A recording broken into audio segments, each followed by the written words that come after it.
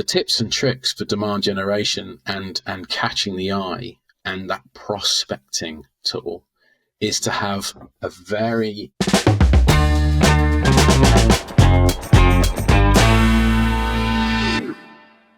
Cool. Hello, I am here today with Mark, who is one of our senior client managers. How are you doing today? I'm grand. How are you, sir? I am good, thank you. So today we're going to talk about a bit of a word salad, this platform expansion and holistic marketing. So what does that mean? I think we're talking here, aren't we, about full funnel marketing and how clients want to expand out to multiple channels, both PPC channels and other channels. What does it mean to you? I think it's exactly that. And it's a conversation that I have a lot with clients. And built into this conversation is this, and we're going to go on to it, I'm sure, later on, but we have this notion of risk embedded in. When clients start with us and we do a good job, after 3 months, we are happy to turn around and say, this is your target ROAS, this is your target cost per acquisition lead. They're happy, we're happy. It invariably leads after that QBR to, well, what next? And what next is, well, if you want new business, we don't keep doing the same thing. And what we need to do is to expand to full funnel, which is, let's be honest, most targets are predicated on the bit at the bottom of the funnel, the stuff that we can count. And inherent in the top of funnel is a sort of sense of a lack of control, I think sometimes clients feel, because what's this money going on? I don't really understand demand gen. I don't really understand the role of YouTube in Performance Max. What is it? And it can be quite a tough, I don't want to say sell, because we're not sort of selling Google's products or Microsoft or Facebook. What we're trying to do is to say, this tool enables you to get this, but not all tools lead to a sale straight away. So it's about making sure that we try and communicate that there is a link, but your reports are going to look slightly different, and your profitability KPIs to discuss upwards with stakeholders potentially could become a bit more of a complex conversation. So quite a few things to unpack there. I think we need to firstly define why this question comes up. So from my point of view, it's because most people just want more all the time. Sure. And they think, and the problem with digital marketing is there's just so many channels you can be on that you feel like you're missing out. If you're just honing in on Google ads, you feel like you should be doing Meta or TikTok or whatever. So there's that. And then there's this concept of when you start to maximize potential or get some stability in your main channel, you want to then expand out. And that is overlaid with what the funnel is. Now, the funnel is something that marketers like to talk about. How much actual directors of companies or marketing managers care about the funnel versus just the results is kind of up in the air. But just for the sake of clarity, can you just define, in the context of, a PPC podcast, what we define as the full funnel? The full funnel, if you imagine that, close your eyes, because it's a podcast, so you don't need to look at me. If you close your eyes and envisage that funnel, what you're trying to do is to lead potential clients through a journey. If they don't know you, they don't know your product or your brand. So at the very beginning, you want to catch their eye using some kind of asset-driven content that might follow them around a little bit, be it on YouTube, Google Ads, Facebook. So what you want to try and do is to get a breadth of books that people can read in the library that keep referencing you. And then when that user rather starts to sort of travel a bit closer to actually consolidating their purchase, be it e-commerce, sports clothing, or a high-end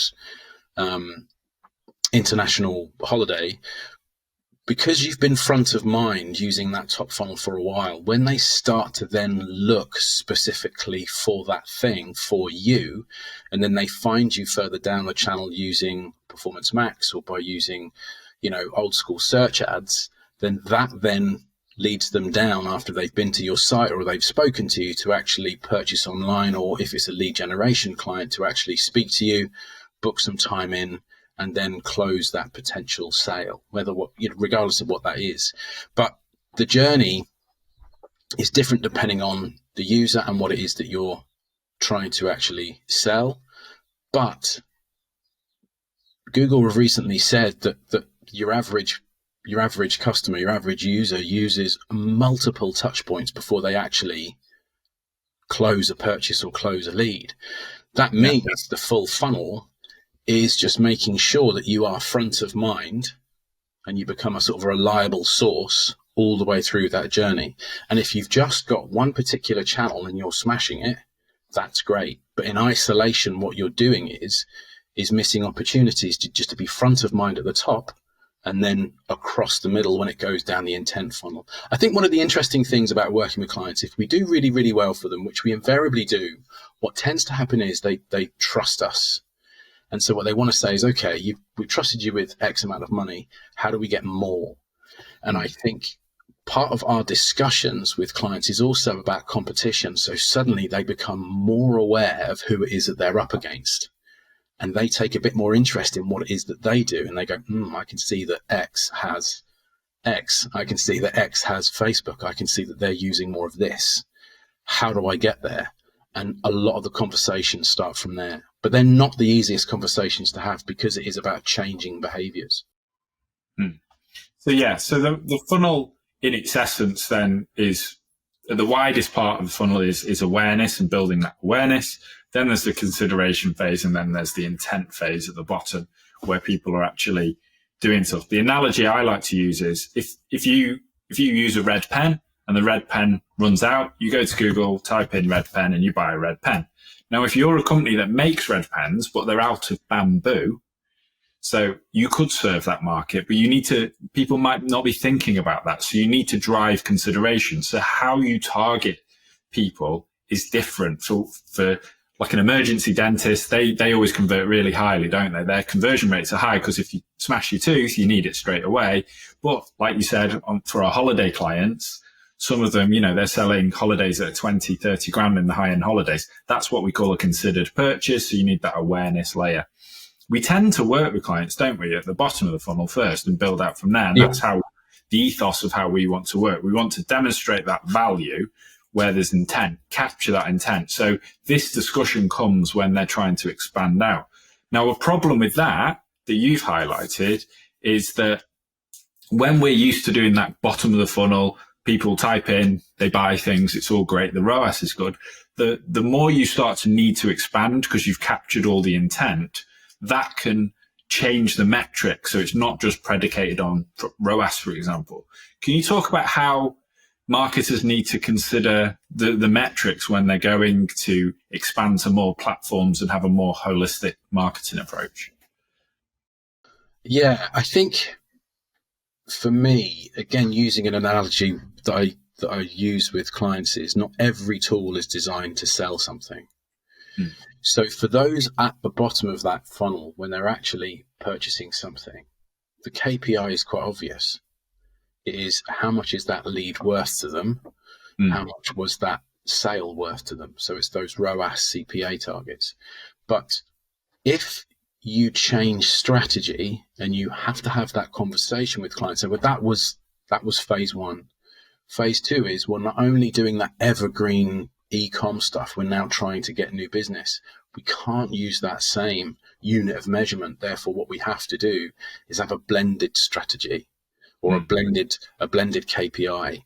And that sometimes is a bit of a learning exercise, but it's also on us to communicate in a way that makes sense to them, because invariably what will happen is somebody's going to have your client is going to have that conversation internally. And if you're not able to jump on a call collectively with all of the decision makers and stakeholders, we've got to try and speak in a language that people understand, that what a blended KPI is and why it's relevant to them for that particular tool.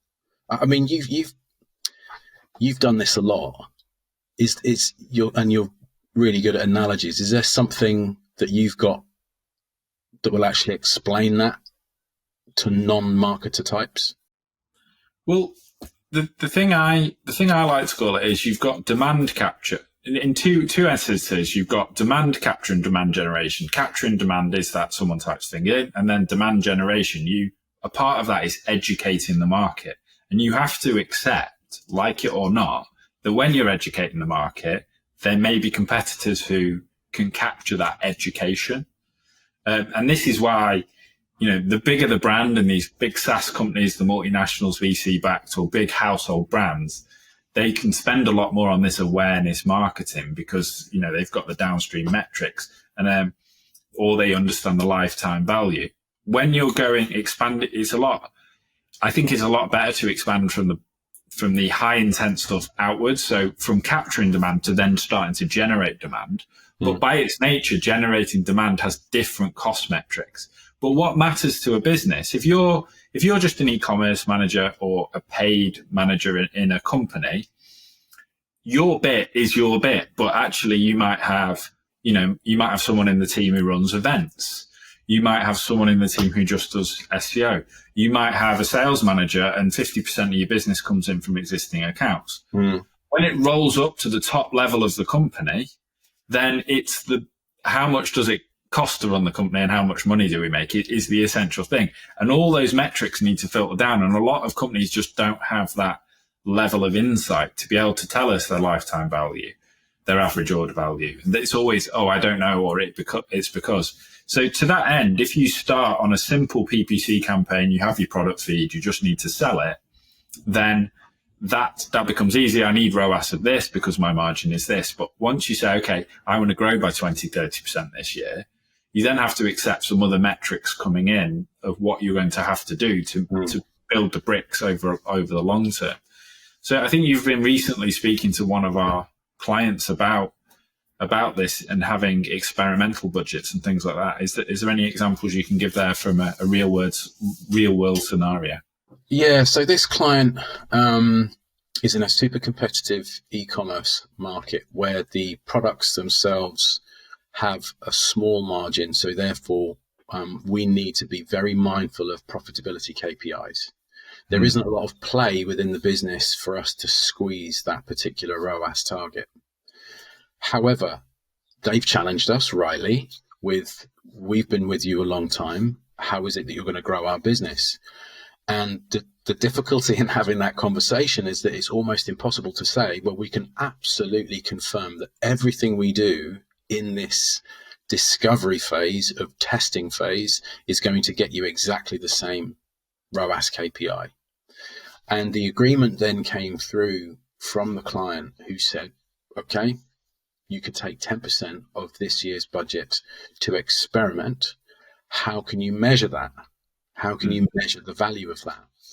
Now, the difficulty is that what we're now doing is reach and volume versus just pure sales. So we have to use, make sure that we communicate purposefully the use of this tool. The other bit, and I don't know if I'm jumping the gun here, Chris, the other bit is that a lot of those top funnel testing, a lot of that top funnel testing that we want to do is using, for example, if we look at Google, using the elements with inside demand generation. So a lot of assets, visual assets, image assets, text assets, and YouTube shorts, which the success of which is basically about how many people, how many eyes are on this. Of course, eventually what will happen is we're able to judge what percentage of business is coming through is new business, and we can look at how that's expanded.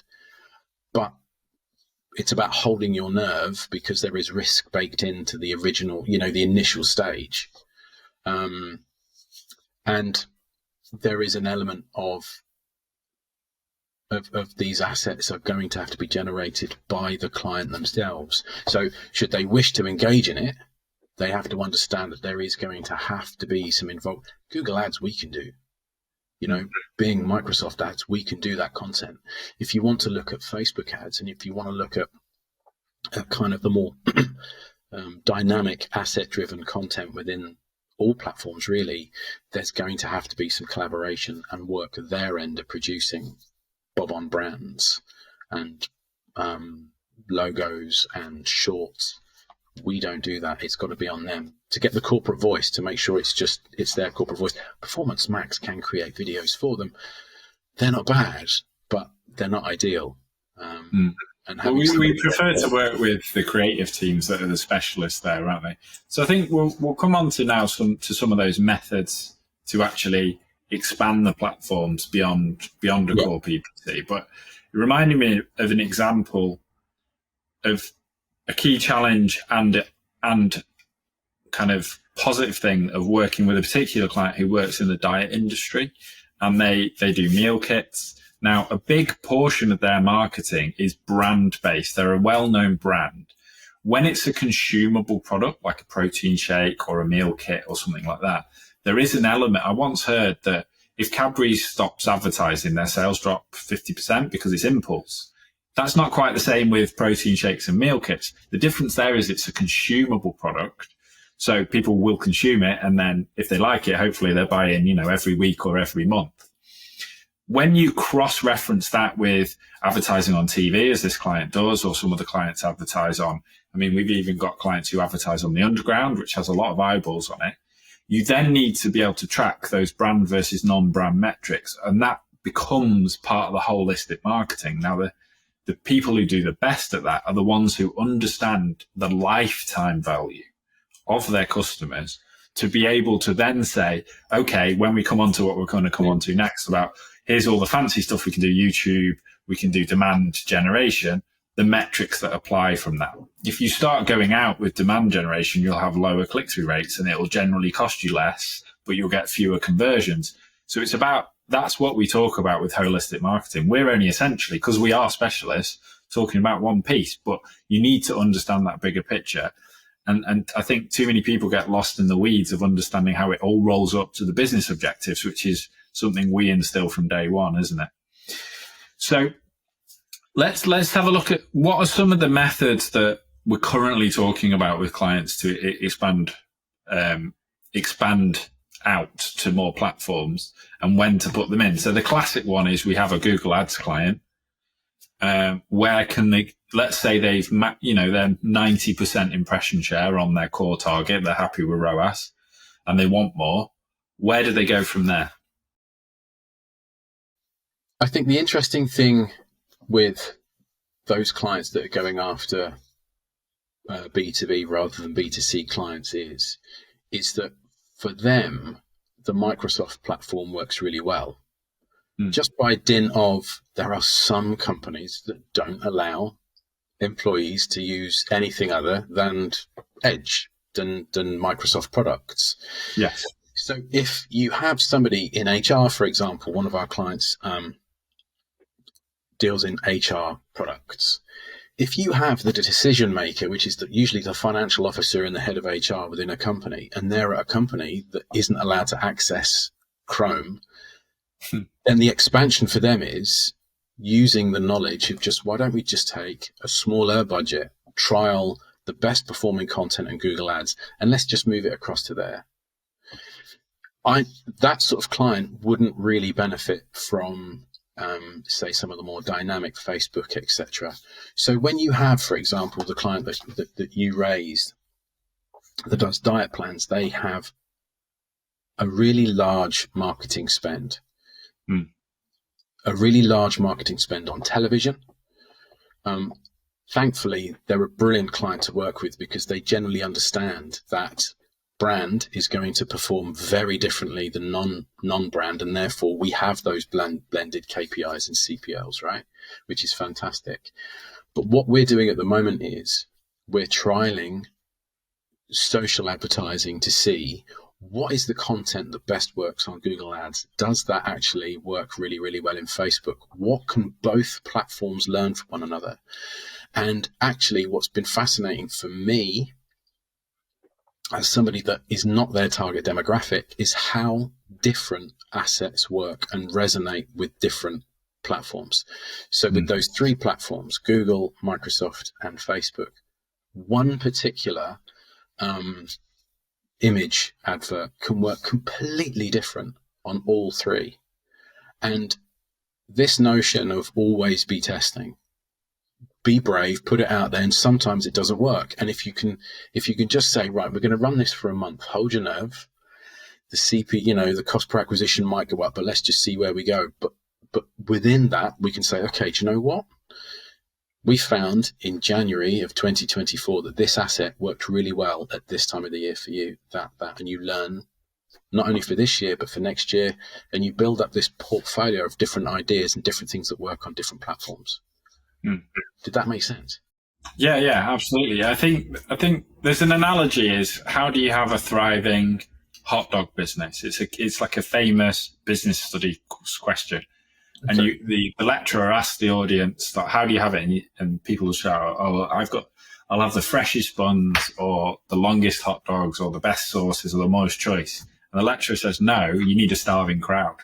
So you need to put what you're doing where the audience is. And that's what needs considering when we do platform expansion. It's like a set of your audience, the lower down the funnel intent base, will be doing searches on Google Ads.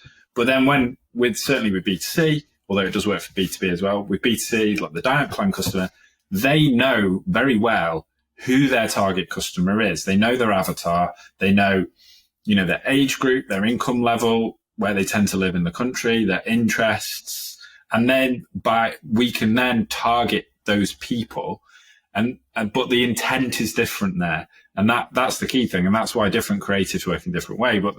And with your analogy in B2B and how they have to use Microsoft or Bing, don't know how long we're going to have to call it both, but that's a certain subset of people. And that's this is again, thinking about it strategically, which I like to do, is where's the best place to go to strategically, rather than, I've just read a blog post or seen a YouTube that says I'm supposed to do this thing on this channel because all marketers should be on this channel. And you're like, hang on, who are we targeting? Where are they? Where's the starving crowd? And how can we target them in the right way?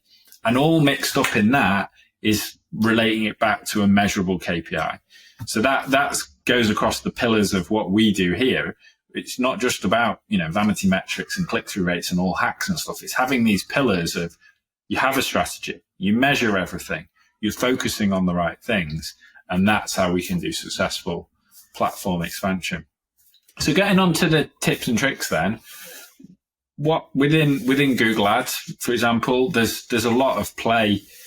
I mean, these are timeless principles we've talked about, but actually in the last, 6 months to 2 years, there's been a lot of push towards opening up Google as a channel itself for more demand generation.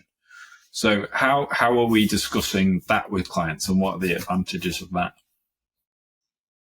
It's really nice to be a Premier partner anyway, a Google Premier partner. But one of the benefits of it is that we were able to press play on these before everybody else did. So we actually have more of an experience of running these and actually what works. You mentioned a starving crowd. Demand gen is about trying to find your new starving crowd. So what you have to do is have regular conversations about what assets are going to try. What's the point of this? What's the point of this? What's the language that people use? Can we find that language that people want to use? So there's quite a lot going on, and it's a little bit vague, especially when you have had this sort of evergreen 4, 6, 8 times ROAS. The thing to use that we find is even people as old as me are influenced by TikTok, Instagram Reels. So this notion of search campaigns and it being a bit of a static sell in terms of just the actual ad or the shopping ad itself.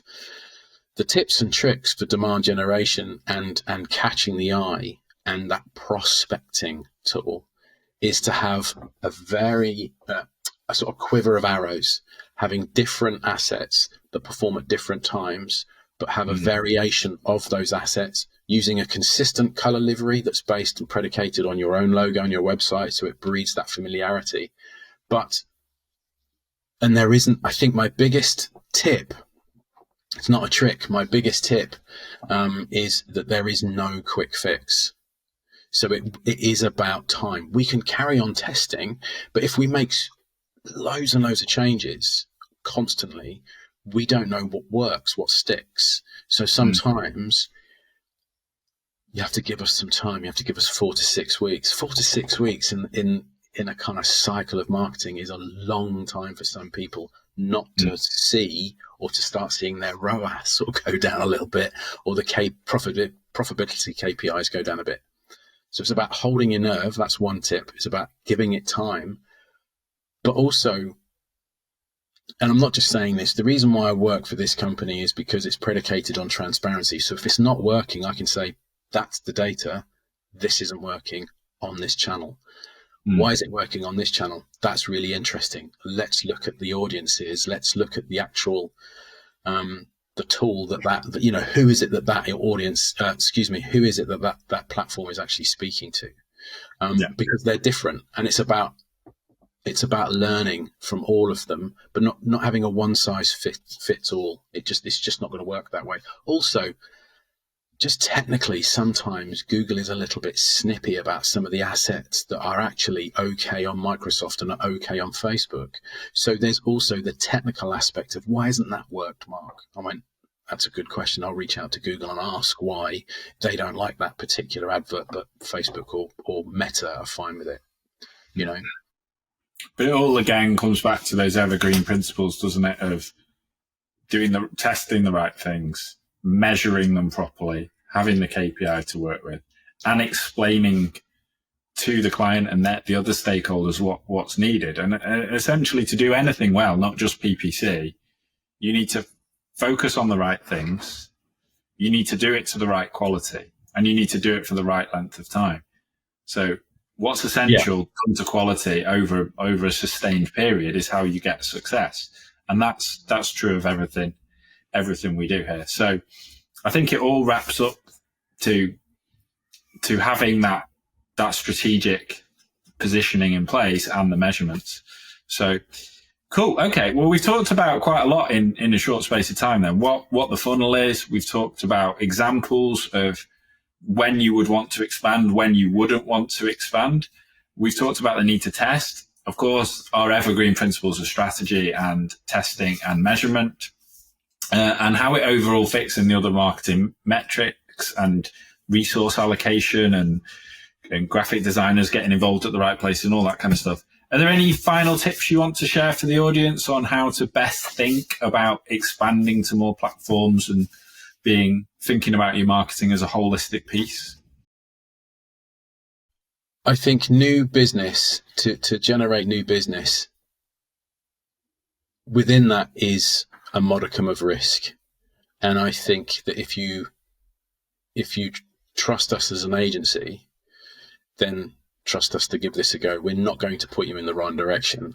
But we need to find a common language that everybody can understand, not just the one that I'm having with the client, but the one that they're having actually in their place of work with their stakeholders. But it's a fascinating time, and it's about evolution. If you want to grow, you need to evolve, and that includes your marketing. Yeah, cool. That's a good place to leave it. Thank you for all your tips and insights. Forever welcome. It's a topic we could talk about for a long time, but I think there is, as the modern world progresses faster and faster, there's so much FOMO in the marketing space. And I think my parting words would be, yes, you need to expand to more channels, and yes, your agency partners or in-house teams might get more budgets or charge you more, but it has to be done in the right way at the right time, and just don't spread yourself too thin. Otherwise there's that whole jack of all trades, master of none, isn't there? You've got to have that balance. So thanks for your time, Mark, and we'll see you on another episode. All the best.